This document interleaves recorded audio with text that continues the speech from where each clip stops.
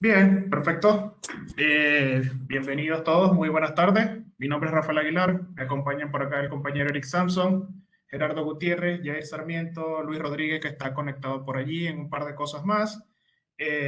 William Bernay debe estar conectado también. Y bueno, les doy la bienvenida a un nuevo webinar del segundo martes de cada mes, esta actividad que nosotros organizamos para compartir y discutir un poco algunos temas de la geonavegación. Este martes vamos a hablar un poco del modelado de resistividad simultánea profunda y la inversión estocástica independiente. Es algo un poco largo de decirlo, pero de alguna manera es cómo StarSteer nos ayuda a utilizar como insumo cualquier curva de resistividad que provenga independientemente de cualquier proveedor de servicios para realizar estos modelos que nos ayudan a geonavegar en ambientes clásticos donde la resistividad es la que nos guía. Voy a ir rápidamente, yo solamente tengo la responsabilidad de un par de láminas en este webinar. Eric, por favor, la siguiente. Y justamente me dieron voz el inicio de esto para hablarles de la Copa Mundial de Geonavegación, Torneo Mundial de Geonavegación. Esto sencillamente es la competencia de geonavegación donde usando StarSteer se reúnen los especialistas y en este caso va a ser un solo día de competición donde se van a poner dos pruebas, uno en un pozo de no convencionales, la otra en un pozo de convencionales. Y el objetivo que tenemos los navegadores, como siempre, emplazar la mayor cantidad de sección lateral dentro del objetivo geológico. Esto no es más que una dinámica que Rogi organiza año a año para, digamos, relajar un poco, compartir y entre nosotros mismos mostrar habilidades de geonavegación. Es el 15 de septiembre próximo, el registro está abierto, pueden seguirnos y pueden buscar en la página de Rogi el link para registrarse, nos lo pueden solicitar a nosotros. El asunto es que el registro es sin cargo, es completamente gratis y hay algo que debo decirles. El año pasado, en la versión del año pasado, una compañera de IPF, una joven navegadora muy talentosa y hábil, quedó como subcampeona mundial. ¿Sí? Y de hecho en la segunda prueba superó por muchísimo a geonavegadores de otras regiones y de otras corporaciones con mucho renombre. Para el momento había tomado unos números acá, sé que la mayoría que están acá son de Latinoamérica, pero al momento hay más de 70 personas inscritas por Norteamérica, 13 por Argentina, 7 en Canadá, 5 en Venezuela, 1 en Colombia, 1 en México. Y digamos que este espacio lo que quiero es aprovecharlo para que ustedes se inscriban porque realmente todos tienen oportunidad de hacer un buen performance en la competencia y que bueno, que haya una representación nutrida de Latinoamérica y se demuestra en los resultados del año pasado que la compañera quedó como subcampeona. ¿Hay premios? Sí, sí hay premios. Un premio en electrónico, Eric, que es una iPad. El primer lugar a nivel mundial va a tener un iPad Air Pro. Sí, Es el primer lugar y creo que el segundo y tercero un iPad de versión estándar. no está nada mal. Así que la invitación Aunque está sea, abierta. además de esto fue. Sí, la invitación está abierta, así que bueno, creo que de aquí en adelante continúa Eric y muchísimas gracias nuevamente por conectarse. Hoy vamos a hablar de resistividad. Por favor, dejen las preguntas, comentarios, saludos y todo lo demás. Esto es un foro donde vamos a compartir de esto y espero que disfruten mucho el webinar de hoy. Un saludo. Vale, muchas gracias, Rafa. Bueno, reitero, de tener alguna pregunta y alguna consulta, algún comentario que quieran compartir con nosotros, estaremos dando la oportunidad vía el chat y el question and answer para elevar sus consultas a todo el equipo que se encuentra conectado. Como lo dijo bien Rafael el día de hoy, hoy vamos a estar hablando de resistividad azimutal profunda y la inversión estocástica en StarSteer. Antes de entrar directamente en lo que sería la resistividad azimutal profunda, vamos a repasar algunos de los fundamentos básicos y efectos de la resistividad por propagación electromagnética, que es el principio físico que utilizamos para hacer estas mediciones de las resistividades de la formación. También vamos a pasar un poco por lo que es el Strap-on, que no es más que una tecnología, una metodología de trabajo que aplicamos nosotros, que es utilizando la versión de resistividad anterior de StarSteer, el módulo de inversión de dos capas, y aplicando la geonavegación de StratBase para mantener siempre conocimiento de la posición estratigráfica.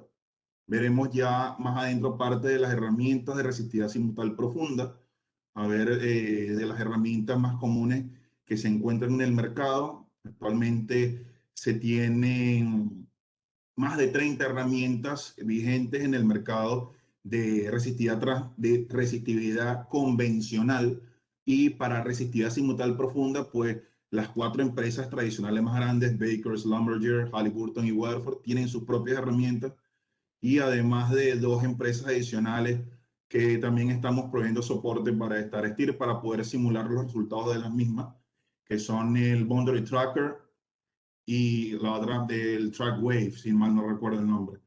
Vamos a ver estas herramientas y luego vamos a entrar en lo que es la inversión estocástica en Star Steel, que va a estar incluida en la próxima versión del software 2021.2. La misma estará saliendo al mercado para nuestros usuarios a final de este mes, agosto, primeros 15 días del mes de septiembre. Entonces, vamos a ver la resistividad por propagación electromagnética.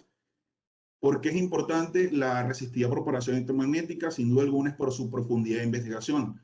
Estas curvas son las que mayor profundidad de investigación tienen y permiten a larga distancia o amplia distancia, se tienen hasta un máximo con las de resistividad azimutal profunda, hasta de 15 pies o 5 metros de distancia por encima o por debajo de la herramienta, se obtienen lecturas.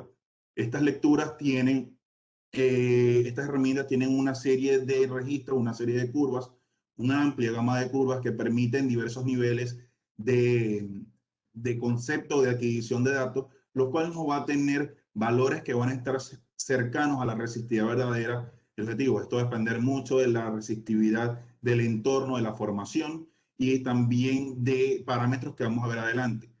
Sin embargo, hay que acotar que estas herramientas tienen unos efectos que las lecturas se ven modificadas o alteradas dependiendo del entorno, de la formación, sobre todo en los pozos horizontales, y esto va a ser como lo estamos viendo, que déjenme marcar por acá, lo que vamos a ver como cuernos de polarización, el efecto de la capa de Zener, que es el shoulder effect, o la anisotropía, como se obtiene en las lecturas.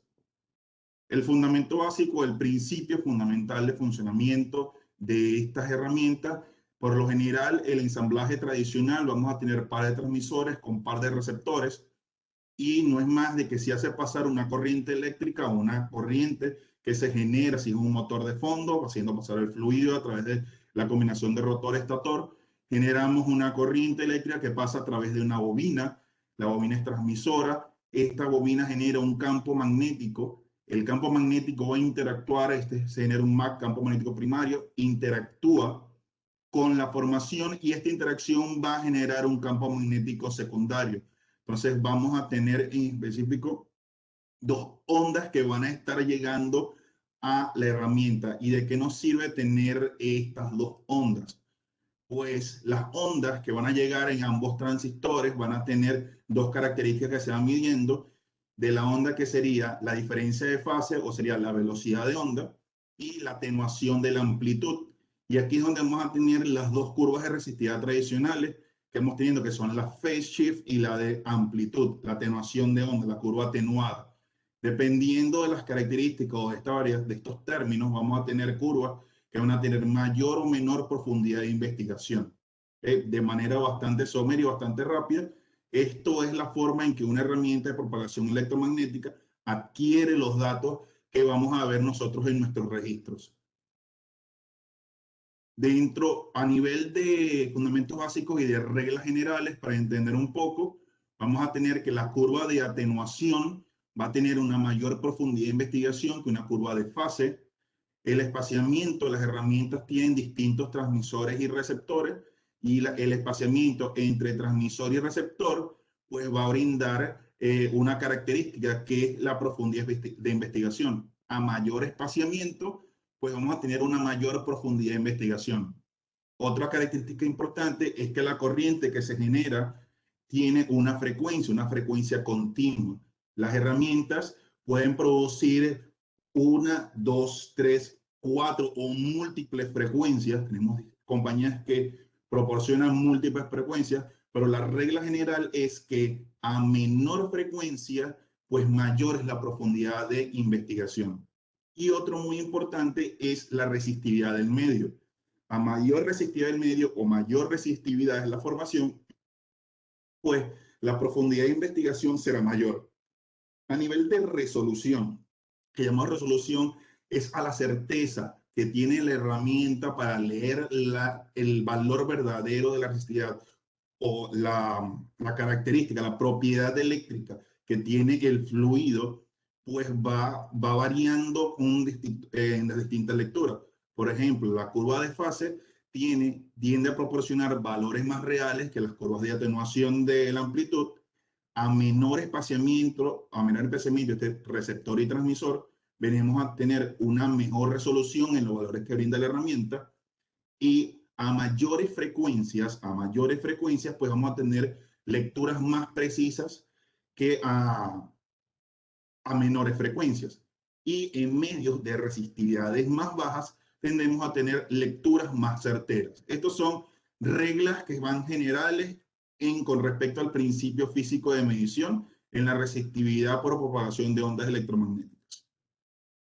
Los efectos más importantes que vamos a mencionar para poder interpretar de manera correcta estos registros son el shoulder effect, que no es más que el efecto que tiene la capa adyacente si yo estoy perforando a lo largo de mi formación. Cuando empiezo a sentir la capa adyacente, dado que la curva o la herramienta empieza a percibir valores que están alrededor, yo empiezo a tener valores con una curva dentro de un medio y valores con otra curva dentro de otro medio, con distintas características resistivas, pues yo voy a empezar a ver curvas con distinta separación y lo que es el shoulder effect, hasta alcanzar el punto medio o donde ya mis valores están leyendo por completo dos medios. Ambas curvas están leyendo valores de un medio conductivo y un medio resistivo. Este constante es lo que me va a dar la creación de los cuernos de polarización. Esto nos sirve mucho para el geonavegador. A menudo, o cada vez que nosotros vemos estos cuernos de polarización, quiere decir que nos estamos acercando a una zona límite y pues vamos a identificar y vamos a cambiar nuestro usamiento para alejarnos y poder navegar en una zona que tenga una resistividad constante o lo que estamos deseando. Otro aspecto muy importante es la anisotropía. La anisotropía no es más que la propiedad que tienen la formación de determinar distintas capas o distintas resistividades dentro de ella misma por la presencia de distintas capas en niveles que tienen altas laminaciones, en formaciones convencionales, clásticas, arena. Nosotros vemos bastantes laminaciones lutíticas, como vemos en esta zona, que cuando mira que los vamos atravesando, si nosotros vamos atravesando de manera perpendicular la formación, pues nuestra herramienta va a leer en un solo medio y la anisotropía pues no se presenta. Cuando nosotros estamos perforando de manera horizontal, que vamos paralelos a las capas, las herramientas de propagación a leer en un radio mayor envuelven dos componentes, una resistividad horizontal y una resistividad vertical. La resistividad horizontal pues va a tener un valor que va a ser menor que la resistividad vertical, dado que este está leyendo atenuaciones o valores que son de diferentes niveles y va a tener valores sesgados como si fuera a generar posibles cuernos de polarización, pero en realidad lo que da son valores anómalos debido a la anisotropía. Cuando nosotros empezamos con la parte de módulo de resistividad con StarSteer, nosotros una de las partes que fue bastante, digamos que fue bastante simple, de hecho empezamos con modelos de dos capas y después empezamos a integrar otras metodologías o integrar todos los módulos de navegación. En principio, cuando hacíamos el modo de navegación con resistividad, teníamos dos medios, una capa conductiva, una capa resistiva, y mapeábamos tranquilamente el contraste entre estas dos capas. ¿Qué pasa cuando nosotros empezamos a tener, sin tener las herramientas, empezamos a encontrar eventos que podemos haber tres capas? Pues la solución la venimos a encontrar aplicando la integración de lo que sería la geonavegación basada en el estrato y incluir la inversión de dos capas, lo que llamamos nosotros StratOm. No es más que la aplicación de la geonavegación basada por lo menos en registros gamma ray o densidad, donde yo puedo ubicar mi posición estratigráfica en función de un pozotipo y utilizar mi respuesta de resistividad para determinar la distancia a la cual estoy de una capa límite. De esta manera yo puedo definir que una capa que es conductiva, en este caso este pozo se encontraba en la base, con herramientas que ni siquiera eran de lecturas azimutales de alta profundidad, pudiesen alcanzar a registrar el contraste que se observa entre la capa resistiva y la capa conductiva. Obviamente que esto va a estar limitado también a la profundidad de estas capas. Las herramientas convencionales de resistividad por lo general llegan a tomar lecturas de hasta unos 5 pies de distancia con respecto a la ubicación de la herramienta, cuando las herramientas actuales pues leen hasta de entre 10 y 15 pies de profundidad, alcanzan hasta los 5 metros. Pero utilizando el posicionamiento estratigrafíco, esto le da un plus al geonavegador para conocer la posición exacta que tiene dentro de un objetivo. Pues curvas como el gamma ray o curvas de densidad, pues nos permiten ubicarnos dependiendo de la electrofirma que se va obteniendo a lo largo del pozo comparado contra un pozo tipo. Entonces, de cierta manera, esta metodología venía a resolver esa incertidumbre, porque muchos nos preguntaban, ¿y cómo el geonavegador sabe si está cortando el tope o está cortando la base? ¿O cómo el geonavegador sabe a cuánto está el contacto a petróleo? Pues utilizamos el posicionamiento estratigráfico a través del StratBase y utilizando la inversión de 2 capas, pues ubicamos la distancia límite de contraste resistivo con un contacto a petróleo, si era bien marcado, o con una zona conductiva, una lutita infrayacente que representaba el contraste, el boundary. Pero ¿qué sucedía cuando nosotros estábamos perforando, o qué sucede cuando estamos perforando con estas herramientas de transmisor coaxial, donde no tengo curvas direccionales y yo lo que voy teniendo son simplemente unas resistividades? Pues en escenarios como este, donde el buzamiento de las capas o la geometría es algo más compleja, yo al cortar la capa, pues según los registros, yo no sé con precisión por dónde estoy cortando. Si estoy cortando de base a tope, si estoy cortando de tope a base. Entonces no sé realmente por dónde se me viene.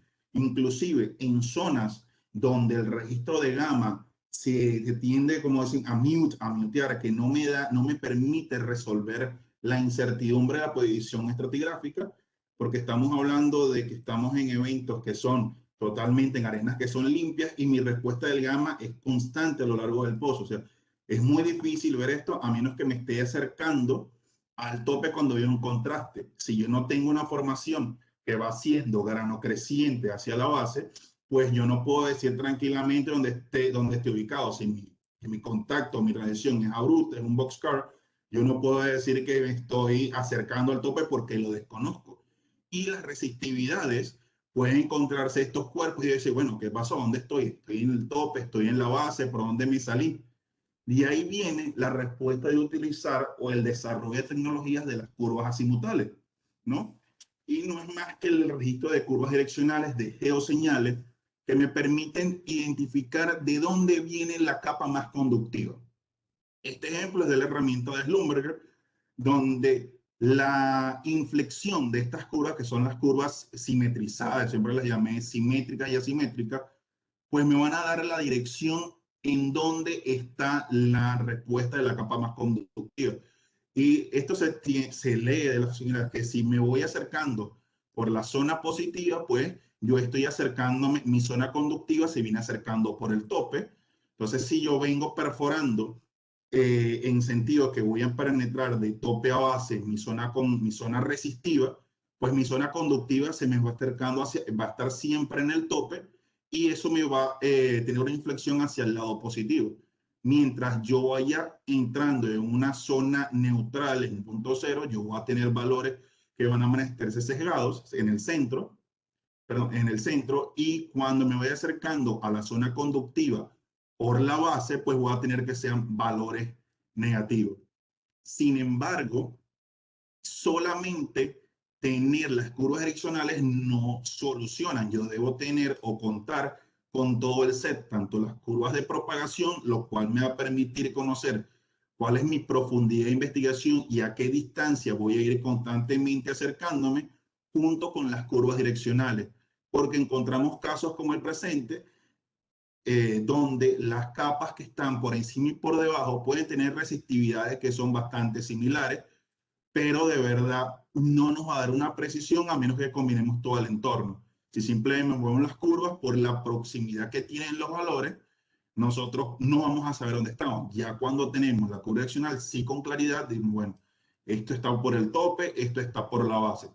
Entonces, la conjunción de las curvas absolutas, las curvas totales de resistividad, de bulk resistivities, junto con las curvas azimutales o las geoseñales o curvas direccionales, pues vienen a dar solución a este problema. Cuando presento la solución a este problema, pues me llega a entrar en lo que vendría siendo propiamente como geonavego con la resistividad. Navegando con la resistividad tiene la intención de darle mayor proactividad al geonavegador. Cuando hablamos de una geonavegación reactiva, tiende a decir que yo estoy perforando y si mi herramienta no me corta la formación, en el caso de un gamma ray, de un micro resistivo, de un sónico, yo necesito cortar, registrar para poder obtener el registro, el valor de la formación. ¿Y esto qué pasa? Que si yo me quiero mantener alejado, no es posible porque yo voy a tener que estar a menos de 2 pulgadas del contacto, del límite, para poder tomar una reacción. Entonces va a ocasionar que yo perfore, corte la formación no deseada y después esto volver a corregir mi posición estratigráfica. Esto siempre y cuando, porque acuérdense que tenemos la posibilidad en StarSteer de utilizar la posición estratigráfica, la geonavegación basada en los estratos, donde lo que hacíamos es tener una posición estratigráfica referente a un pozo tipo. Pero vuelvo al caso, cuando nuestra posición estratigráfica no es precisa, nosotros no podemos darle mayor detalle y tiende a ocurrir esto. Entonces empezamos a entrar con la navegación proactiva con herramientas resistivas convencionales, donde lo que hacemos es incluir una mayor profundidad, una mayor lectura de investigación, una mayor profundidad de investigación y poder hacer ajustes basados tanto en la estratigrafía como en el modelado de resistividades. Ya cuando entramos en la inversión estocástica, que la pudiésemos hacer con herramientas convencionales, pero para tener mejores resultados tendríamos que incluir la posición estratigráfica, pero más que todo el provecho es utilizando las herramientas de resistividad simultánea profunda. Nosotros podemos tener detecciones de hasta de 10 a 15 pies, estamos hablando de 5 metros de distancia con respecto a la herramienta, nos permite de verdad poder reaccionar con tiempo, o sea, tomar decisiones de manera proactiva. ¿De qué manera proactiva? Es que yo evite cortar la formación no deseada. Cuando estamos hablando de pozos que no queremos salirnos metidos porque tenemos el caso de un contacto agua-petróleo, pues es muy importante no contactar la zona con alta saturación, ya que esta zona lo que va a hacer es de verdad poner en riesgo la rentabilidad del pozo. No sé si me ayudan por allí, muchachos, si van viendo alguna pregunta en question and answer, porque acá tengo limitado por cuestión de pantalla. Entonces, con respecto a las herramientas de resistividad simultánea profunda, les comenté que de bulk resistivities, de la resistividad por, digamos, total, tenemos más de 30, pero de las herramientas simultáneas tenemos alrededor de 6 herramientas en el mercado y las principales son las de las 4 compañías tradicionales, las cuales llamamos nosotros las 4 compañías grandes de proveedoras de servicios. Todas estas empresas tienen unas herramientas que siguen principios similares, pero todas tienen tecnologías distintas. ¿Ok? Todas vienen en su set de diámetros y lo más resaltante acá son sobre todo en lo que se diferencian cada una de ellas. Por ejemplo, aquí estamos hablando de profundidades de investigación. Estas profundidades de investigación están basadas según la empresa de servicio promoción. Todos estos datos están tomados del Resistivity SIG de 2016 y de publicaciones de SPWLA. y en eventos donde estas empresas promocionan sus herramientas, ¿no? Y nos dice que por lo menos que Baker Hughes tiene una profundidad de investigación de 17 pies, pero imagínense que el de Waterford tiene de 35 pies de profundidad. Pero lo que tenemos que entender es que todas estas profundidades vienen tomadas prácticamente en condiciones ideales. Estos son en un medio continuo que no presenta anisotropía, donde la propagación de onda es perfecta y yo puedo alcanzar a medir un contraste en hasta de 35 pies. Lo que varía más que todo es en la combinación de las curvas que ellas pueden proveer. Por lo menos Baker con el Acid Track proporciona 6 curvas de single strength, que son la fortaleza de señal y la dirección del objetivo. Schlumberger presiona curvas direccionales junto con sus curvas tradicionales de resistividad. Halliburton y Weatherford son bastante similares. Ellas presentan de manera simultánea resistividades arriba y abajo que nos permiten saber cuánto de verdad es la lectura de resistividad en un medio suprayacente o en el nivel inferior junto con las geoseñales, con las curvas direccionales. Como ven, todas ellas tienen distintos espaciamientos, salvo la de Baker Hughes, que tiene prácticamente uno de los ensambles más simples, bien condensados. Así todos tienen un ensamble, perdón, este es el espaciamiento de transmisor de selector. Este espaciamiento prácticamente estandarizado, pero sí viene de la simpleza del DHA, pero les puedo decir que es bastante útil. Hemos tenido muy buenos resultados utilizando Acid Track actualmente en proyectos en Estados Unidos. Y cuando ven que todas las herramientas tienen una curva, un espaciamiento para hacer curvas someras y profundas. Halliburton tiene una combinación de muchísimas curvas y es la que tiene mayor frecuencia, mayor diversidad de frecuencia. He visto también, aparte de estos seteos de frecuencia, tienen otros igual que Schlumberger. Una de las cosas que les quería mostrar antes de entrar en casos reales, en casos de estudio, es que para entender estas respuestas, salvo de conocer algo más de la herramienta, es importante estar familiarizado con los mnemónicos que se van teniendo de todas estas herramientas. Por lo general, el GuideWave presenta la letra Q como, digamos, como pista para indicar cuáles son las curvas direccionales. Las resistividades simulantes arriba y abajo por lo mismo por RU y RD, de resistivity up and down. Tenemos las resistividades totales y de esta manera vamos a ver cómo es la disposición o cómo son las respuestas que nosotros vamos a obtener en StarSteer utilizando el forward modeling, o sea, el modelado de las curvas utilizando un modelo subsuelo dado. Para este caso tenemos 3 capas, 3 ohmios 18.3 y vemos que las geoseñales es bastante, lo que indica es aquí, como les venía diciendo, bastante similar con la de Schlumberger en las diapositivas pasadas, que cuando la capa conductiva se encuentra por arriba, pues va a tener señales positivas y cuando está por abajo, negativas. El ADR de Halliburton es bastante similar, tienen la misma tendencia de las geoseñales.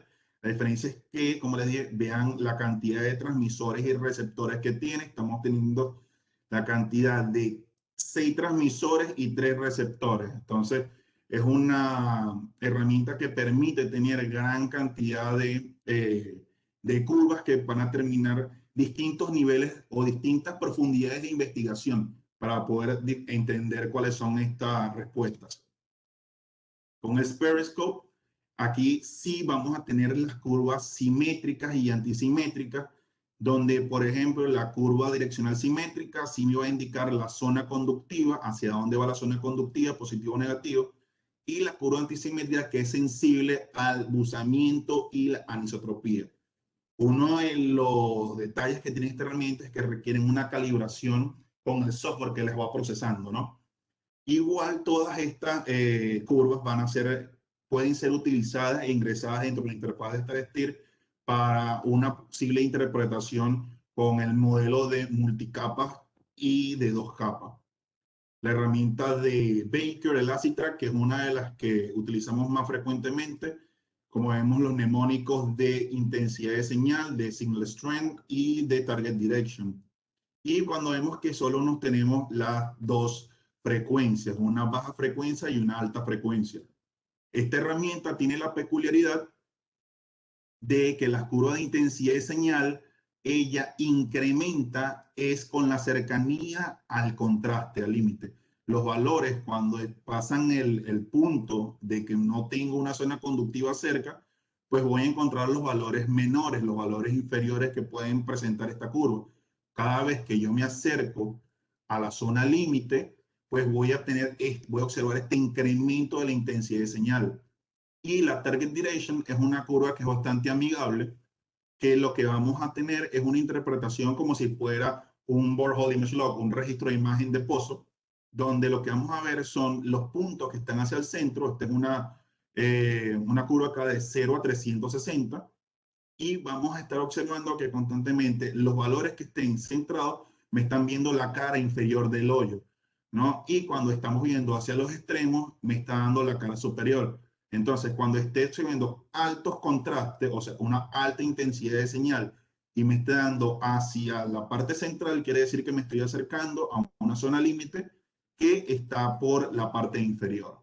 Entonces, de esta manera, vamos a ir utilizando la interpretación de esta herramienta dentro de StarSteer. No voy a parar mucho acá porque estos son los benchmarks, los modelos de referencia, pero lo importante es cómo se verá la respuesta en StarSteer utilizando la inversión estocástica. ¿Ok? Cuando aplicamos la inversión estocástica en StarSteer, en ejemplo de este modelo que da SPLWA, son modelos de referencia que se tienen estándar para diversas herramientas. Este es un modelo que llega hasta los 100 ohmios y tenemos 7 capas con distintos niveles de resistividad. Entonces, cuando nosotros simulamos la respuesta de estas herramientas, y verán, bueno, cómo ustedes pueden simular la respuesta por si no conocen la herramienta. Recuerden que cuando estas herramientas tienen su patente, pero al conocer el principio físico, el esquema matemático se puede desarrollar para simular esta respuesta. Y es lo que nosotros hacemos con el software.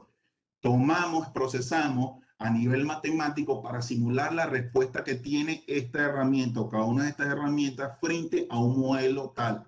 Y esto me va a servir mucho para también seleccionar correctamente una de estas herramientas, ya bien sea utilizando una inversión estocástica o un modelo convencional de inversión de capas, para ver cuál me va a servir más, cuál es más preciso, cuál me va a dar una curva que sea más fácil entenderla. Entonces, aquí vemos cómo es la respuesta de un periscope cuando vemos que los colores más oscuros o más fríos tienden a ser las zonas conductivas y los colores más cálidos son las zonas resistivas.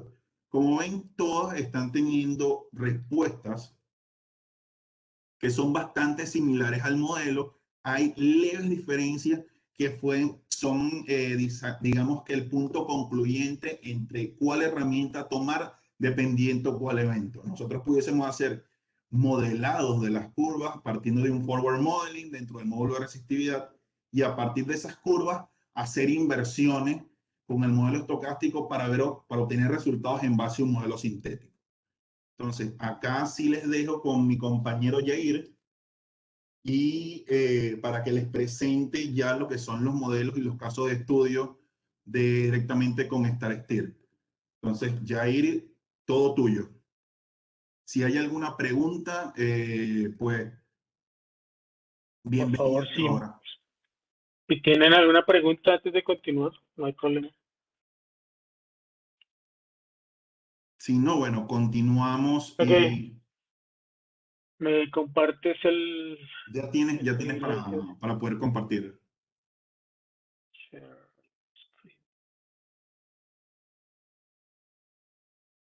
Ok. Bueno, como lo estaba comentando Eric, dentro del software tenemos un módulo de resistividad que consiste en cuatro opciones en orden de análisis y de interpretación. Pues la primera parte sería conocer cuál es nuestro objetivo de resistividad. Si están viendo mi pantalla en este momento, nosotros tenemos un registro al lado derecho, un registro de gamma ray, un registro de resistividad, y tenemos zonas con contraste de resistividad que queremos, con la trayectoria que tenemos en línea punteada azul, mapear para un posible escenario de geonavegación y hacer el mapeo cercano al contraste por la parte de abajo del reservorio que tenemos. Inicialmente tenemos que la curva de resistividad de un pozo offset y queremos saber cuál va a ser nuestra posible respuesta para un escenario probable de acuerdo a nuestros mapas estructurales y nuestros escenarios de acuerdo a la geología del área que tenemos en disponibilidad de los diferentes estudios. Lo que necesitamos primero es hacer una cuadratización de la curva de resistividad para que el modelo matemático, pues, facilitarle el trabajo a la matemática. El modo de resistividad tiene esta opción. Hacemos clic en el símbolo de cuadratización, seleccionamos la curva de resistividad que queremos hacer de cuadratización. Le decimos que cree nuestra curva y nos va a generar, dependiendo de las características que yo le coloque, con mayor o menor contraste o mayor o menor espesor y en un rango determinado de profundidades en MD, me genere, aquí se están viendo sobre la curva de resistividad, una cuadratización que me va a permitir generar un modelo matemático de resistividad para ver la respuesta para las diferentes herramientas.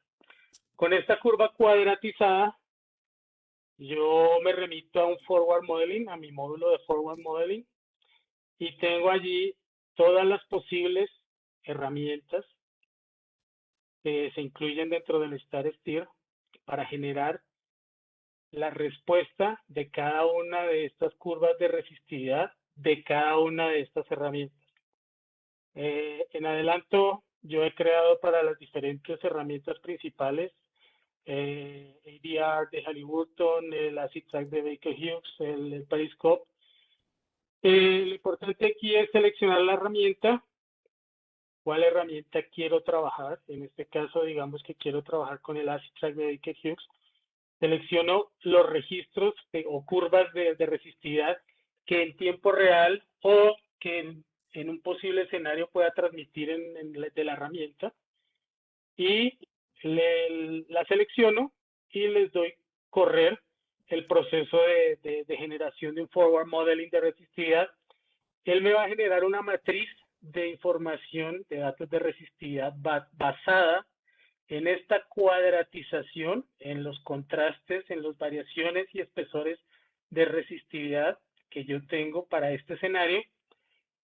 Y luego, yo poderlos modelar o hacerlos visualmente interpretables para ver cuál va a ser mi respuesta para un escenario. En este caso, tengo inicialmente tengo un escenario con capas horizontales y una trayectoria a 90 grados. Tengo para la herramienta C-Track, están viendo las curvas, son unas líneas rectas. ¿Por qué son líneas rectas? Porque estoy paralelo a mi posible boundary o mi posible contraste de resistividad. En el momento en que yo empiezo a modificar o generar un escenario diferente, mis curvas, mi modelo matemático me va a generar las curvas de acuerdo al escenario que yo tengo. En este caso, están observando aquí mis curvas de resistividad, lo que les hablaba Erika al inicio de la presentación, la separación de curvas al, digamos, aterrizar una trayectoria y atravesar un contraste de resistividad. Me está generando una separación de curva, me está generando unos cuernos de resistividad que me están indicando aproximadamente dónde tengo mi boundary. Mis curvas azimutales tienen una forma diferente al generar estos diferentes escenarios. Para cada herramienta yo puedo generar este escenario. En este caso es Baker Hughes. Tengo generado para el Guidewave de Weatherford, lo mismo. Puedo modificar el escenario a cualquier cambio estratigráfico, cambio estructural, adelgazamiento, y el software automáticamente me va a generar una posible respuesta para este escenario utilizando las curvas de la herramienta a la cual yo le generé el modelo. En este caso, son las curvas del Guidewave de Weatherford, pero puedo pasar a Periscope y me va a generar las curvas del Periscope, y yo puedo seguir modificando y generar. Puedo modificar tanto trayectoria, puedo modificar el contraste de resistividad, puedo modificar el modelo estructural, puedo modificar los espesores y me va a generar una posible respuesta. ¿Ok? A partir de esto yo ya puedo generar un modelo que voy a comparar con los datos de tiempo real en el momento en que esté perforando mi pozo y esté obteniendo datos reales de la herramienta dentro del escenario que esté perforando en el área de interés. Aquí tenemos un ejemplo en el software en donde yo tengo una inversión estocástica. El modo de resistividad incluye para la interpretación la creación de una interpretación de mis curvas estocásticas. Yo le digo al software, utilíceme las curvas de tiempo real que me está transmitiendo. En este caso, estas curvas son de la herramienta Periscope. Le digo qué tipo de herramienta escojo. En este caso es Periscope, pero tengo disponibilidad todas las herramientas. Le indico al software cuáles curvas estoy trayendo en tiempo real. Tengo que seleccionarlas precisamente. Si hago equivocado el proceso, el software le va a advertir que esta curva no corresponde y por supuesto pues no va a hacer match entre el modelo que creamos como forward modeling y no va a haber comparación contra la curva de real time porque pues no son compatibles. Tengo la selección de todas mis curvas que tengo en tiempo real o en modo de memoria o en recording mode, cualquiera de las dos opciones.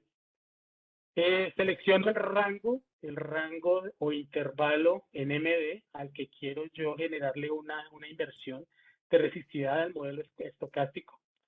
Le digo la ventana o intervalo para procesar. En estos intervalos más pequeños puedo tener 4 o 5 puntos de curvas de resistividad de todas las curvas probables de resistividad transmitidas, tanto bulk resistivity como azimutales. Le indico cuánto traslape o una ventana de traslape adelante y hacia atrás de este intervalo. Si yo le digo que quiero 10 metros o 10 pies, le digo que tenga un traslape de 5 por delante y 5 por atrás, para que matemáticamente el software me tenga un ajuste tanto para atrás o para adelante con respecto a los posibles escenarios de comparación entre el forward modeling y las curvas que tengo actualmente en tiempo real. Le puedo decir al software cuántas capas quiero que me resuelva matemáticamente en comparación contra el forward modeling versus los datos que estoy obteniendo en tiempo real. El software va a simplificar lo más posible este conteo de capas. Si no encuentra 5 capas, pues va a buscar 4. Si no encuentra 4, va a buscar 3. Si encuentra 4 capas, pero hay una mejor opción que le puede presentar con 3 capas, pues la va a generar al resultado más simple para la interpretación. Tengo un rango de resistividades posible. Tengo la selección de acuerdo a mi modelo previo. Yo espero que un contraste de resistividad entre mi reservorio y mi roca sello está en el rango entre 10 y 150 en el reservorio, entonces máximo. Entonces yo le digo que me haga la inversión de resistividad entre estos dos para pues facilitarle la matemática o el cálculo al software. Yo le puedo dejar abierto todo el rango de resistividad, pero por supuesto el software va a tardar un poco más en realizar los cálculos. Tengo la opción de colocarle anisotropía en el caso de que yo tenga que conozca de antemano que tengo una posibilidad de tener anisotropía en el área, entonces puedo incluirle anisotropía. Y le digo que inicie el proceso y él me va a empezar a calcular para cada dato de resistividad que yo tengo, de acuerdo al intervalo que yo le coloque, me va a generar una posible interpretación. En este caso, estamos viendo que tengo una entrada de resistividad en este punto. Aquí digamos que estamos aterrizando el pozo en este punto, pero mi gamma ray no me está indicando la mejor opción en roca, más la resistividad me está diciendo que sí es compatible. Entonces, de acuerdo a mi modelo inicial, mi conocimiento previo o mi pozo tipo, yo reconozco que puedo ir más hacia abajo, aunque la inversión me está indicando que yo tengo una capa con buena resistividad. Sigo perforando, aquí identifico que el gamma se me está limpiando, tengo menores rangos de gamma ray y mi inversión me está indicando que efectivamente yo estoy entrando en una zona con mejores condiciones de resistividad. Sigo perforando hacia abajo, me está limitando por la parte de abajo, el software me está dando una interpretación, me está dando un espesor probable.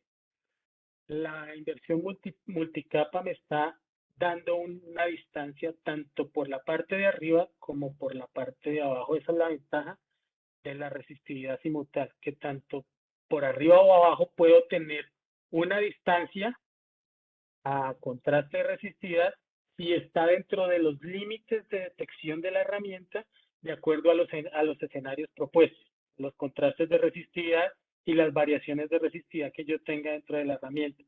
¿Qué tantas variaciones tengo internamente dentro de la herramienta que me puedan generar diferentes escenarios? La cuadratización de la curva de resistividad, entre más simple, pues menos chance de que me vaya a detectar la herramienta cosas aleatorias. Si yo le pongo mucho detalle a la cuadratización, pues obviamente me va a generar diferentes escenarios con más detalle. Aquí tenemos un seguimiento de la capa por la parte de abajo. El modelo me está indicando que por la parte baja tengo un contraste resistivo y tengo que ajustar mi trayectoria y evitar salir por la parte de abajo o perforar en TBV y tengo que tomar la decisión de hacer un ajuste. Al acercarme a la parte superior, nuevamente tengo un indicador de que algo por arriba, un contraste de resistividad y nuevamente me da el chance de ajustar mi trayectoria. Entonces, la ventaja que tiene esta inversión estocástica es que yo, si tengo dentro de los límites de detección de la herramienta, tanto por arriba o por abajo, la sensibilidad de la herramienta logra detectar contraste tanto por arriba o por abajo, yo puedo resolver una incertidumbre y tomar las decisiones para ajustar trayectoria. Eric, ¿puedes colocar los ejemplos de la presentación para también ¿quieres compartirlos?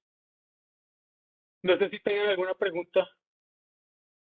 Sí, si tienen alguna pregunta Por adicional favor. de la interfaz, de qué capacidades por allí, tuvimos una pregunta, profesor León Castillo, saludos, con respecto a los datos de entrada. Les comentaba al profesor, también se lo hago llegar a todos ustedes, que en el software StarSteer, la sísmica nosotros la tomamos como una imagen. El hecho es de no cargar un CWI, un cubo que le va a dar mucho peso al proyecto, y como tal el software no utilizamos para interpretación de sísmica. Sí podemos tener la sísmica como una imagen para una referencia, podemos utilizar las grillas que vienen desde la sísmica, o incluso en la última versión de StarSteer podemos cargar un geomodelo en formato de rescue, y a partir de ese geomodelo podemos tomar las superficies que vengan incorporadas en ese modelo y poder hacer nuestra prognosis tomando en cuenta el cambio de las propiedades a lo largo de una trayectoria propuesta. Entonces, para comentar eso. En la práctica, Lino, se coloca un backdrop de la sísmica que está, por supuesto, en profundidad y calibrada y demás. No se utiliza directamente como insumo o como entrada para que el modelo lo procese, sino que nosotros con eso lo que estamos es viendo realmente la tendencia estructural. El analista utiliza lo que ve en esa imagen para plasmarlo en el premodelo y recrear el escenario con el que arrancaría. Pero virtualmente en tiempo real es el atributo del modelo de resistividad lo que manda o lo que gobierna como tal la toma de decisiones y el modelo como el que está mostrando ahí Eric. Pero es muy buena pregunta. Siempre uno en el premodelo, pues es donde incorpora otros atributos como el tema de la sísmica. Ok, ¿alguna otra pregunta? Sí, sí, dependiendo de la empresa de servicio que esté corriendo la herramienta con la inversión, tendré una ventana mayor o menor. Una ventana, un alcance de visual, digamos, porque va a depender de las propiedades de resolución de la herramienta propia. Jair. Jair. Sí, aló, Jair se está haciendo el que se congeló. Sí. aquí estoy. Esperamos que vuelva. No, Jair, decía que, bueno, dependiendo de la empresa de servicio que esté corriendo la herramienta, vamos a tener mayor o menor alcance en la profundidad y es algo propio del diseño de cada herramienta, de cada fabricante, ¿no?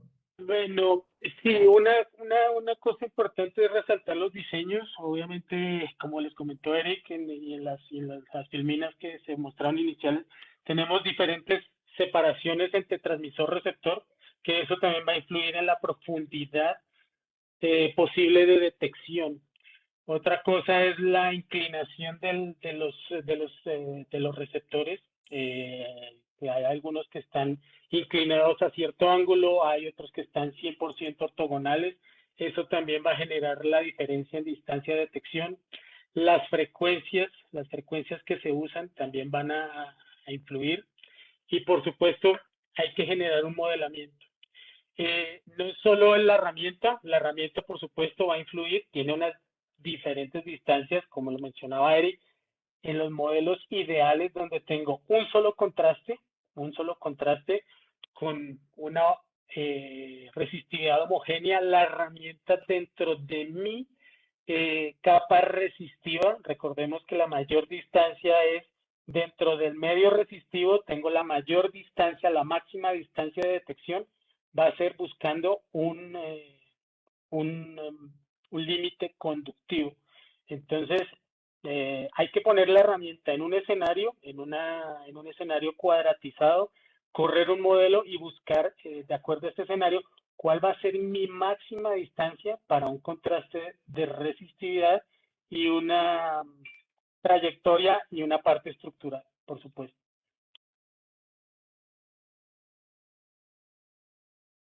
Jair, ya nos has dicho varios detalles allí sobre el tema del alcance. Tenemos una pregunta de Juan Sebastián Eslava Herrera acerca de este mismo ejemplo, ¿cómo se vería bajo la influencia de rocas carbonáticas? Ya sabemos que por el carácter cristalino de estas rocas, pues, ¿cuál sería la influencia de esas altas resistividades en el modelo? Me imagino que todo arranca por probar, ¿no? Como tú bien dices, hay que probar, pero ¿qué se esperaría? Va a depender de la resistividad y la respuesta que se tenga. La respuesta de resistividad va a depender del medio donde pongamos la herramienta. No, no, no depende de que la herramienta vaya a cambiar porque, o los resultados o las respuestas de resistividad, porque la pongo en una arena o porque la pongo en un carbonato. Va a depender del medio donde yo la pongo mi respuesta de resistividad. Que por supuesto hay que hacer un modelado con los contrastes, con la cuadratización de mi curva para ver qué voy a ver en contrastes, cuál es mi distancia a un posible escenario de espesores, inclinaciones, cuál es mi ventana de dogleg para reaccionar, cuál es mi distancia a techo, cuál es mi distancia al offset al standoff al agua, si tengo agua. Hay que poner todo eso en un modelo. Sí, Jair, incluyo que mientras estemos en una zona donde tengamos un buen contraste entre la zona, digamos, cristalina del carbonato y la resistividad, bueno, observamos que tenemos resistividad muy alta, y cuando observamos ese alto contraste, por lo general se permite un buen mapeo. El problema más bien se presenta es cuando tenemos un contraste muy poco, cuando el contraste es muy pobre, ahí es el gran problema porque no se observa un boundary claro y tiende a dar valores que no son confiables. Se observan efectos como el de follow-up, donde la capa pareciera que estuviera siguiendo siempre la trayectoria y tienden a ser no reales. Ok, gracias, Eric. Seguimos. Vamos, ¿Tienes algo más por ahí, Eric? sí, vamos Jair. a pasar por esto. Estos son ejemplos de donde se ha probado la inversión estocástica. Por lo menos en este caso se ve con Periscope navegando hacia el tope, donde claramente se ven los pasos entre, estoy rayando por acá, o no tengo rayar, tengo el pointer. Sí, no se No, ve, acá no se se ve. ve, Ahora sí. sí, exacto. Acá cuando entramos a la formación se ve claramente el pase entre la parte lutítica del tope y luego se empieza a ver el mapeo, el contraste hasta el tope. Este pozo nos lo entregaron, nos permitieron publicarlo, fue ya posterior a su geonavegación y podemos tener los datos. Inclusive este pozo está publicado en un paper donde se presentó la herramienta en Rusia. Lo pueden conseguir por OnePetrol en la parte de modelos estocásticos con StarSteer. Entonces, acá observamos claramente cómo se observa que a medida de que se observan contrastes resistivos, que se pierde la resistividad claramente, se ve la parte donde se asocia hacia el techo, ya que el pozo lo que quería era permanecer hacia el tope de la formación y evitar contactar niveles inferiores que tenían alta saturación de agua, ¿no? Sí. O sea, una cosa importante, Erika, ahí en el anterior, Uh -huh. el estocástico en el anterior nos está dando el chance de, tanto estando dentro del reservorio como fuera de él, por las curvas azimutales y las distancias de detección, nos está diciendo cuánto tenemos que ir hacia abajo en el centro del X600, por lo menos, en el X600, cuánta distancia hacia abajo, avanzando en TBD, tenemos nuestro boundary para volver a nuestro reservorio. Pero como lo comentaba Eric, no podemos tomar la decisión de ir hacia abajo porque tenemos restricción de standoff al agua y queremos mantener ese standoff, por eso se mantiene recto. Pero la inversión estocástica hace el mapeo de ese boundary por la parte de abajo y nos permite pues mantener ese tracking, y más adelante cuando tenemos un cambio en la estructura, vemos que podemos entrar nuevamente a reservorio sin tener que profundizar en TBD, pero Sí. tenemos el mapeo completo de la estructura. Aquí vamos, puedo que acelerar porque nos estamos ya acercando en tiempo, pero me gustaría mostrarles por lo menos estos ejemplos ejemplos en poco espesor. Estos espesores que estamos observando en estas capas son apenas si no mal no recuerdo, son de 2 a 3 pies. Actualmente es más o menos el promedio de los pozos que estamos navegando en Estados Unidos. Son ventanas de 2 a 3 pies y estamos obteniendo resultados bastante buenos utilizando la inversión estocástica para mantenernos, sobre todo, es siguiendo el tope, mapeando el tope de la estructura. Entonces nos está dando muy buenos resultados para este tipo de trabajo de geonavegación. Por acá estoy viendo unas preguntas, ya vamos a llegar ahí, Gustavo, porque justamente hay una parte que estás comentando que es interesante, pero quisiera pasar por estos modelos donde observamos claramente que también hemos tenido buenos resultados mapeando cambios laterales y formaciones que presentan thinning, que presentan cambios de espesor, pinch outs, adelgazamientos. Entonces se ve claramente cómo el modelo estocástico va resolviendo la distancia tanto a base como a tope. Sobre todo en esta zona observamos que estamos cruzando la parte de una zona que está perdiendo propiedades resistivas hacia el tope, y la base sí se ve bastante marcado cuál es el contraste resistivo hasta alcanzar completamente el pinch out.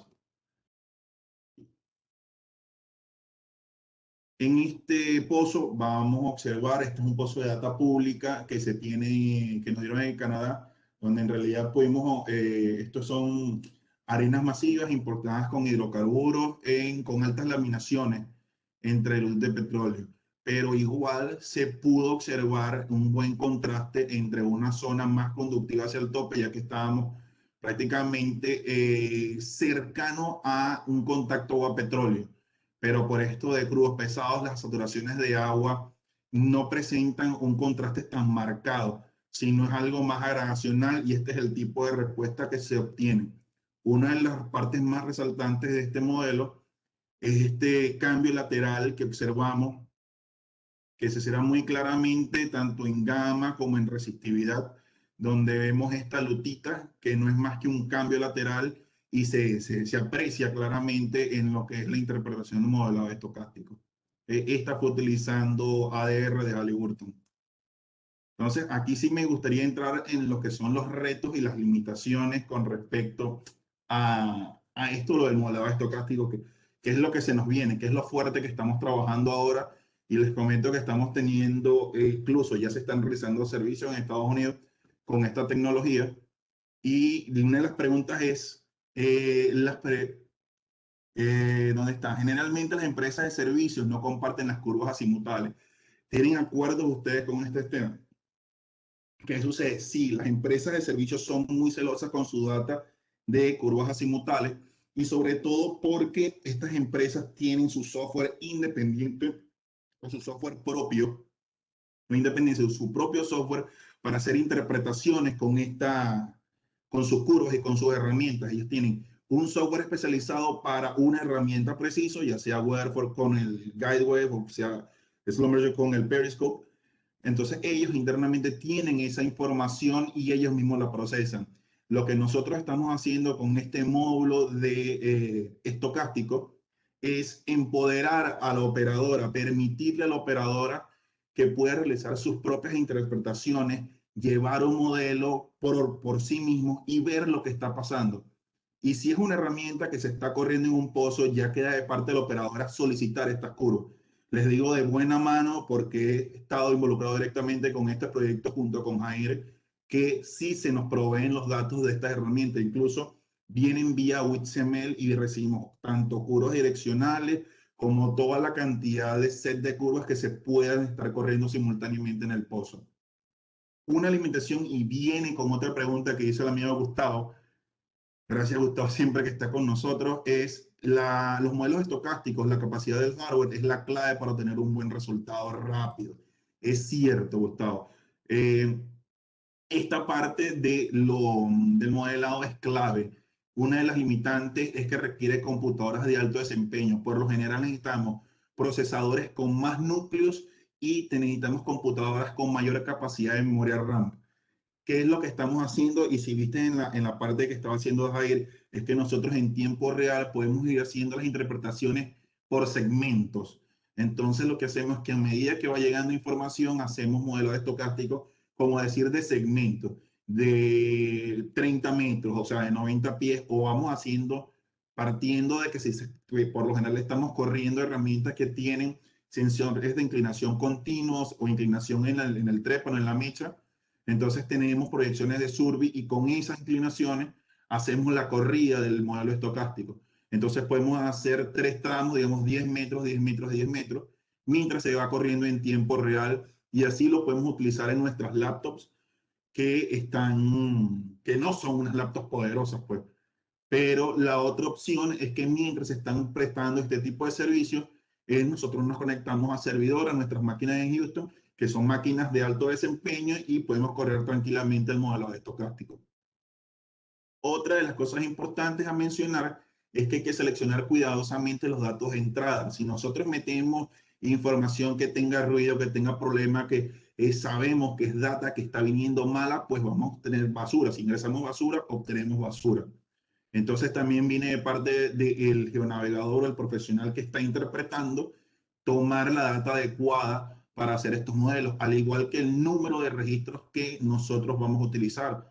Si utilizamos muy pocos registros, o sea, como nosotros vamos a tener una alta detección, una precisión para detectar la distancia a la capa límite, si utilizamos apenas 2 curvas, o sea, utilizamos que si la somera y la profunda, nosotros debemos tener un set de registros que permitan diferentes profundidades de investigación para observar cómo corresponden estas curvas y determinar en el modelado cuándo, a qué distancia es que está. Ya a nivel geológico, vienen otros factores que hay que tomar en consideración, en los que hablamos que debe existir un contraste resistivo para realizar la inversión. Nosotros hubo un pozo que nos llamaron a hacer servicio y el pozo tenía un contraste resistivo donde la lutita tenía 1.5 ohmios, y me dirán que estoy bromeando, pero la zona objetivo que quería seguir la operadora estaba con una resistividad de 2.2 ohmios. Entonces, ese contraste resistivo no era suficiente para hacer una inversión estocástica, inclusive una inversión per se, con unas herramientas convencionales. Entonces, fue bastante difícil. Afortunadamente, la correlación basada en gamma y densidad era bastante sólida y permitió hacer una generación basada en la estratigrafía de manera exitosa. Lo que les comentaba acerca del follow trajectory, en la inversión, la respuesta a los límites, por lo general, es cuando tenemos esos contrastes muy escasos o cuando tenemos un perfil de rampa en la resistividad que se pueden presentar estas respuestas. Mientras más lejos esté el contraste resistivo, mayor es el grado de incertidumbre. ¿Y a qué me refiero? Es que si tengo un pozo y estoy alejado, digamos, unos 7 metros, que ya es digamos, un contraste que esté muy lejos, que no vamos a ver respuesta del contraste a dónde está el tope. Entonces no vamos a tener ningún tipo de conocimiento de dónde está el tope. Simplemente es una zona que está totalmente alejada y no sabemos dónde está. Entonces no tenemos ningún tipo de contraste y lo que vamos a observar es una imagen de puros tonos cálidos arriba y abajo, y no vamos a tener conocimiento de dónde está el tope. Eso va a ver también, va a tener que ver con la distancia de investigación de la herramienta. El modelo estocástico también proporciona, cuando nosotros corremos este módulo, él nos proporciona 4 escenarios. Un modelado P10, un P50, un P90 y un más probable. Estos escenarios es recomendable revisarlos todos. Por lo general tiende a ser lo más, siempre irnos con el más probable, pero no está de más nosotros estar revisando qué otros escenarios, qué otros percentiles están arrojando otras opciones en la interpretación. Y como finalizante, es recomendable siempre comparar la correlación con respecto a otros registros. Esto digo sobre todo tomando en cuenta ya registros gamma, tomar en cuenta información de registros de densidad y sobre todo cuando hay dudas en el posicionamiento o las respuestas que se obtienen con respecto al registro, al modelado estocástico. Por aquí, Rafa, no sé, me apoyas. Tenemos una pregunta de Andrés Askenazi. Saludos, Andrés, un gusto. Disculpen la pregunta por acá. En el escenario de vaca muerta con alta heterogeneidad vertical, donde los tramos resistivos y conductivos se presentan de forma intercalada, han tenido resultados buenos y aceptables. El modelado estocástico no lo hemos corrido en vaca muerta. Acá no hemos corrido nunca la herramienta de modelado estocástico. Y de hecho, en lateral no hemos tenido pozos corriendo resistividad. Donde lo hemos tenido es en la fase de aterrizaje, y debo acotar que sí tuvo una buena correlación con todo lo que fue la columna tipo que se atravesó en el área de Matamora. No sé si quieres agregar algo por acá, Rafa, en parte de esto. Sí, sí, no, con un par de clientes Okay. corrimos ahí en el aterrizaje y era para hacer una correlación clásica, común y corriente que hemos hecho. Fue lo que sirvió, pero eso en un caso remoto de que el gamma no estuviera allí. Supe de un cliente de acá de Argentina que corrió resistividad simultánea. Luego pregunté y me dijeron que los resultados no eran tan relevantes ni siquiera como para discutirlos ayer. O sea, dijeron que no, realmente no había nada que mirar porque no era ruidoso el dato, no había mayor cosa. No vi como tal los resultados, sino que me dijeron que no habían sido concluyentes para nada, había que probar otras cosas y demás. ¿Qué deseabas agregar, Jair? Bueno, que pues en la parte horizontal, cuando tú pones una herramienta y viene, por ejemplo, en vaca muerta, lo que esperarías es que tengas variaciones mínimas de la resistividad. Entonces tú puedes poner a correr un modelo de resistividad estocástica o de 2 capas y pues no va a detectar nada por arriba o por abajo, probablemente te va a generar aleatoriamente arriba o abajo porque no tiene un contraste fijo al cual está buscando, ¿sí? Entonces, es difícil aplicarlo. Obviamente la matemática va a generar un resultado, por supuesto.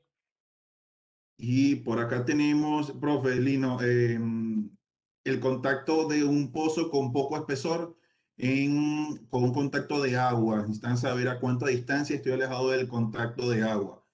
Lo primero que pudiésemos hacer es crear un forward modeling, creando un modelo sintético del escenario que se tiene, obtener estas curvas y ver qué tanto nos ayuda el modelo estocástico. Porque lo que pasa con la contacto agua-petróleo es que el cambio de resistividad no es abrupto. Por lo general puede ser muy transicional y poco a poco y pudiese enmascarar algunas respuestas. Lo ideal sería crear un forward modeling y ver qué resultados podemos esperar en función de lo que lo que lee la herramienta o de lo que se puede esperar. Incluso hacemos con todas las herramientas a ver cuál nos presta un mayor contraste. En ese caso sería lo más recomendable. Sí, lo ideal es generar, como dice Eric, siempre hay que generar un modelo. Va a haber una distancia máxima de detección, de post detection, se llama en el término de la resistividad simultánea. Si yo tengo una distancia al agua que está más allá de esa distancia máxima, pues no voy a tener una detección si yo estoy asumiendo mi trayectoria corriendo el pozo cerca del tope. Si me cambia la estructura y empiezo a bajar en estratigrafía y me empiezo a acercar al agua y está dentro de la distancia de detección, voy a tener respuesta en mis curvas de resistividad. Yo voy a ver diferencias, empiezan a modificarse esas curvas y las voy a poder comparar. El modelo estocástico al detectar esto, obviamente te va a generar un probable escenario en el que si detectas modificación por la parte de abajo, tus curvas de resistividad simultánea indican que están siendo afectadas por la parte de abajo, va a empezar a mostrar algo por el modelo. Y pues te permite hacer corrección de trayectoria. Perfecto. Bueno, por acá no estoy viendo más preguntas. Me encantaron todas las preguntas que realizaron, de verdad que muchas gracias. Muy interesante todo, mantienen siempre los webinars bastante interactivos y amenos para nosotros. De verdad que disfrutamos muchísimo cada sesión de cada segundo martes.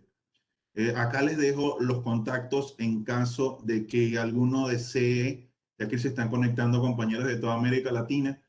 Nuestro líder de Latinoamérica, Rafael Aguilar, en caso directo, para Argentina, nuestro líder técnico, Gerardo Gutiérrez, en México, nuestra country manager, Gabriela Roa, aquí tengo su correo, y Jair, nuestro compañero que es nuestro business development en Colombia. Entonces, cualquier información que necesiten adicional, si quieren alguna presentación en particular de lo que tiene que ver con la herramienta de resistividad, el módulo de resistividad de StarSteer, si quieren algún tipo de training, si quieren hacer alguna prueba técnica, se puede guardar para algunas licencias para prueba y evaluamos todo y compartimos toda la información que nosotros tenemos. Más que todo ya sería a nivel, algunos detalles más de la parte técnica y referente al business development. Es posible usarlas en inversiones, por ejemplo, para el PERC, donde se registran las asimétricas. Sí, es posible utilizarlas. De hecho, lo que tenemos que contar con las curvas. Las curvas asimétricas del Periscope son un dato importantísimo para para hacer la inversión con el Periscope. Se tienen muy buenos resultados porque atenúan lo que es el resultado tomando en cuenta la anisotropía y el usamiento del capa, así como la simétrica, pues para ver la dirección de dónde viene el cambio del contraste resistivo. Ejemplo, después de encontrar un pinch, Mauricio Gongorra, ¿cuál sería su recomendación cuando la herramienta se encuentra en un medio completamente conductivo? ¿Qué nos podrías decir allí, Jair? Bueno, el principio de funcionamiento del dice, ejemplo, principio, después de encontrar un pinch out del reservorio, la claro, distancia de investigación se ve reducida por tal condición. exactamente, Ujú. exactamente, exactamente. Las herramientas de resistividad simultánea en todos los casos de todos los proveedores son buscadoras de conductividad. En medio resistivo, cuando ellas están en medio resistivo, tienen su máxima distancia de detección. Cuando están en un medio conductivo, la distancia se ve reducida dramáticamente y volvemos y nos remitimos al modelamiento. Sí, nos, Existen escenarios en Jair, donde salimos. creo que Jair perdió o fui yo. Aló, Yo fui el que perdí la conexión. yo te estoy escuchando. O yo creo que tuve un problema de conexión. Aló, pero Ok, volvemos. volvimos, Rafa, volvimos, ¿me estás escuchando? Sí, lo yo copió, lo Ah, copió. ok, ok, Ah, ok, ok. Igual, nos volvimos. volvemos a remitir a los escenarios de hay que hacer un modelamiento. Estando fuera de reservorio, sea por techo o por base, la resistividad, al ser, tener un menor contraste, al estar en medio conductivo, la distancia de detección nos va a poner en una complicación porque no tenemos esa misma distancia que si estuviera la herramienta en el resistivo y tenemos que pues buscar el resto de herramientas. La parte estratigráfica, el seguimiento de si estamos perforando hacia arriba en sección o hacia abajo en sección, imágenes, o sea, si tenemos disponibles, la correlación de todas las curvas que tengamos disponibles, el escenario posible de la sísmica que estaban mencionando y todo ponerlo en el juego. Es difícil estando fuera, en medio conductivo, automáticamente que la herramienta nos diga para dónde hay que tomar. Veíamos en un ejemplo, y se los mostrábamos, que el modelo estocástico nos mapeó por debajo, fuera de reservorio, estando la trayectoria por encima del reservorio, donde estaba el reservorio. ¿Por qué? Porque estaba dentro de la distancia de detección, inclusive estando en medio conductivo. Pero si ya está muy alejado, obviamente nos puede dibujar cualquier cosa. Bueno, excelente. creo que aquí ya ahora sí Eh, estamos en tiempo total. Muchas gracias por la participación, por todas las preguntas. Y bueno, nos queda más que reiterar la invitación por vía chat. Pasé el link para los que quieran participar en el evento de geonavegación. Este es el trofeo que se llevan. Este es el trofeo que se llevan. Es lindo. De verdad que yo quiero uno en mi casa de adorno que sea. Así no lo ganen porque no puedo participar, pero me gustaría tener uno. El año pasado se lo llevó un compañero de Rusia y bueno, este año de verdad que esperamos que se quede acá en América Latina. ¿Por qué no nuevamente de segundo lugar en Argentina, en Argentina se tiene el primer lugar o se tiene en Colombia o en Venezuela? Pero que se quede en Sudamérica. Hay muchísimo talento acá que creo que tiene más que capacidades para alcanzar el primer lugar y que sobresalga la región. Sí, sin duda, Eric, sin duda. Le extiendo la invitación. Conozco el talento de los compañeros en otros países, conozco el talento de la gente acá en Argentina, otros compañeros que han trabajado en Colombia. Ahí es parte de ese talento que hay en Colombia, otros compañeros de Venezuela. Y digamos que hay condiciones favorables, no solamente desde el punto de vista de habilidades, sino que se va a utilizar StarSteer, que es una herramienta sumamente sencilla de hacer, de tomar estas decisiones. En el camino vamos a hacer un par de webinars donde vamos a explicar cuál va a ser la dinámica. Le vamos a proveer a la gente acceso a un trainer, que es el software de StarSteer, alojado en una máquina virtual desde donde usted se va a poder loguear, entra en esa máquina y va a poder hacer el entrenamiento de unos proyectos que ya Eric preparó por allí para que la gente vaya haciendo un poco de este training. Definitivamente Sí. es una buena oportunidad para interactuar entre toda la comunidad y también para ir cultivando, pienso yo, ese nombre de tener un ranking. Mira, tengo una posición en la región, tengo una posición en el país. Representa de alguna manera a la organización en la que cada quien trabaja Y me parece que es un ejercicio a nivel de comunidad bastante interesante y a nivel mundial, pues creo que vale la pena participar, así que los invito. Bueno, no queda más que darle nuevamente las gracias por su participación y por estar aquí. Y bueno, hasta luego. Y bueno, les digo que el próximo mes, septiembre, hasta ahora no tenemos próximo segundo martes porque el martes cae justamente antes del evento de la Copa Mundial. Sería martes 14, segundo martes. El evento es el miércoles 15. Y bueno, hasta ahora no hay, sino va a haber un webinar, como dijo Rafa, para poder presentar lo que son el training y las características del evento. Sí, Entonces, en bueno, última sería un primer martes de septiembre para hablar de algo más, pues de repente un poquito de data science, de repente hablamos un poquito de la incertidumbre de trayectoria y ya el segundo martes lo dejamos para el tema del campeonato mundial. Pero bueno, espero que todos estén muy bien, que se cuiden, estamos por las redes sociales, tienen nuestros correos y estamos a su disposición. Feliz tarde y gracias nuevamente por conectarse. Gracias muchachos por la presentación. tenemos un saludo de Mauricio Gongorra. Muchas gracias, Mauricio, y gracias por conectarte. Saludos.